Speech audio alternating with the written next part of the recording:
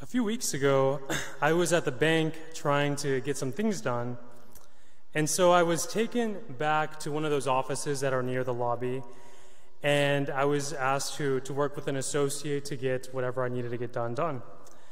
And while we were going through things, he asked me what my profession was. And so I said, "Oh yeah, I'm the new priest, the new vicar at St. Mark's, just around the corner." And he paused and he said, "Oh, Catholic? You mean Catholic priest?" And I said, "Yep, Catholic priest for all of eternity." And he then began to give me his perspective on the church. Mind you, this was my day off, and I thought I would just simply get some errands done and have a chill day, but I was mistaken. And it just goes to show you that there is really no vacation from one's vocation, as a formator of mine used to tell us in seminary. Anyways, in the midst of our dealings, this gentleman, in a very assertive way, said to me, "Well, the church will change its rules about you getting married." And I responded, "No, actually, she won't." And he insisted, and he said, "Yes, it's got to change." And I felt like there was a lot implied in that response. Maybe I was reading into it, but it seemed to me in the moment that he said this, what he was referring to was the abuse crisis, and specifically that the abuse crisis was a result of celibacy, as many people seem to make that false correlation. There was, however, a comment of sympathy afterwards about how I would really enjoy having a wife, and specifically that I would deserve to be happy having a wife.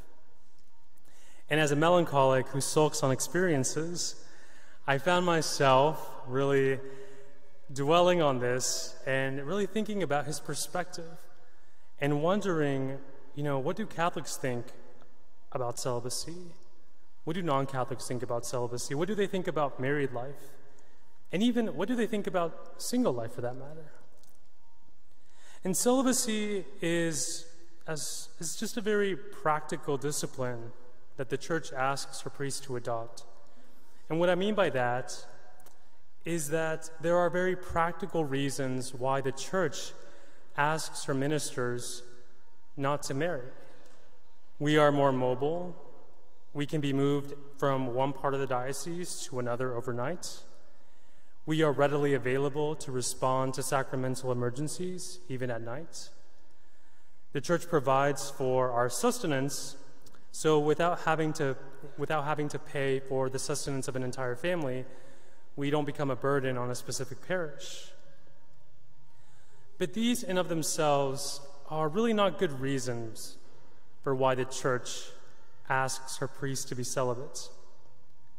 Because all these reasons could potentially be resolved if, in fact, we did allow priests to marry.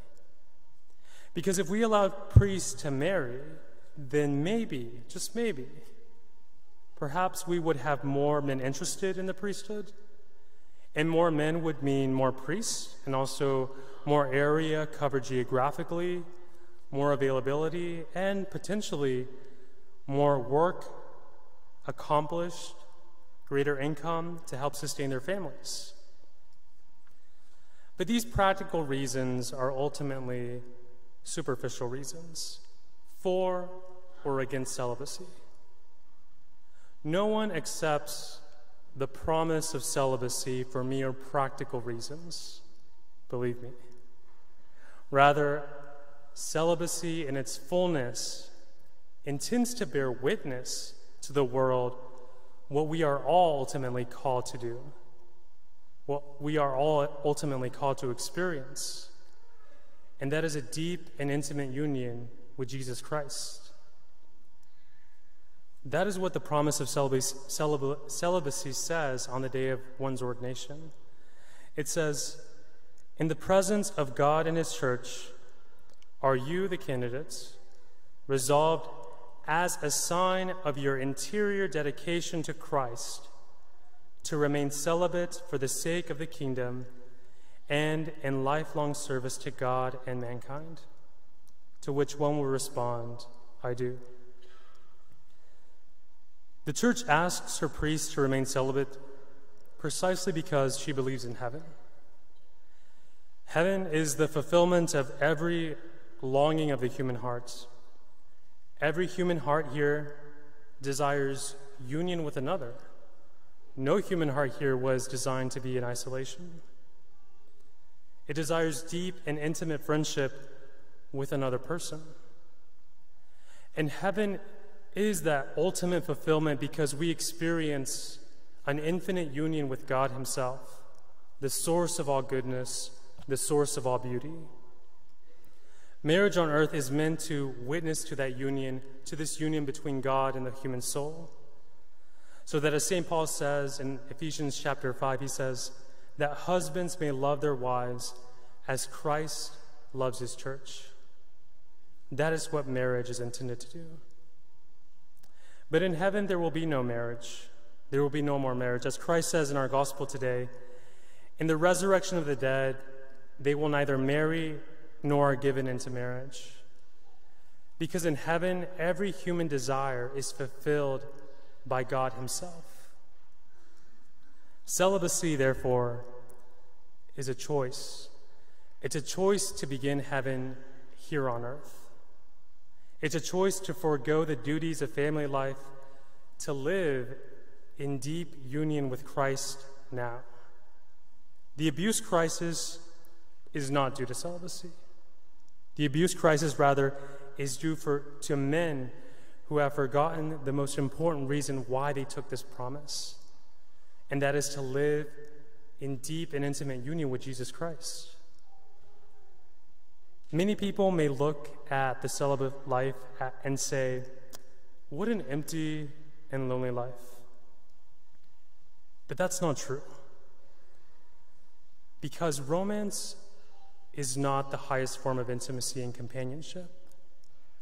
Friendship is the highest form of intimacy.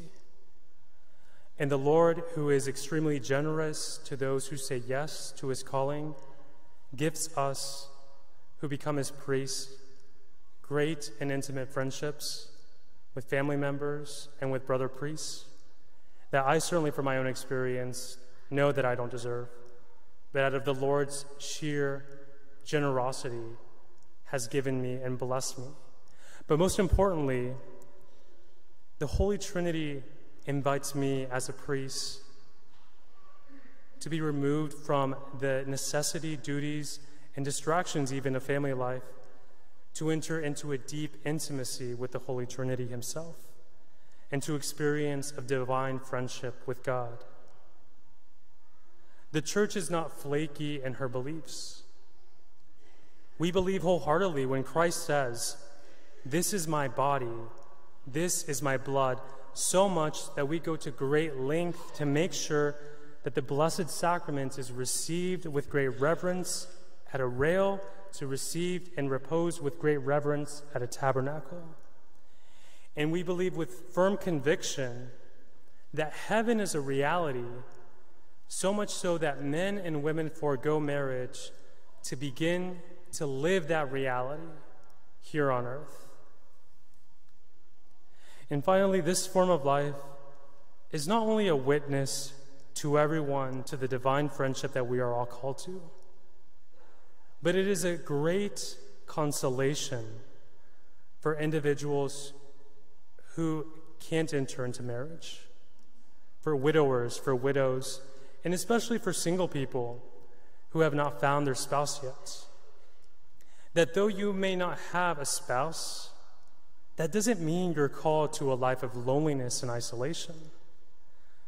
Rather, your circumstances, and yes, even your disappointments, are exactly the paths to the divine friendship and intimacy that is not only fulfilling, but infinitely faithful.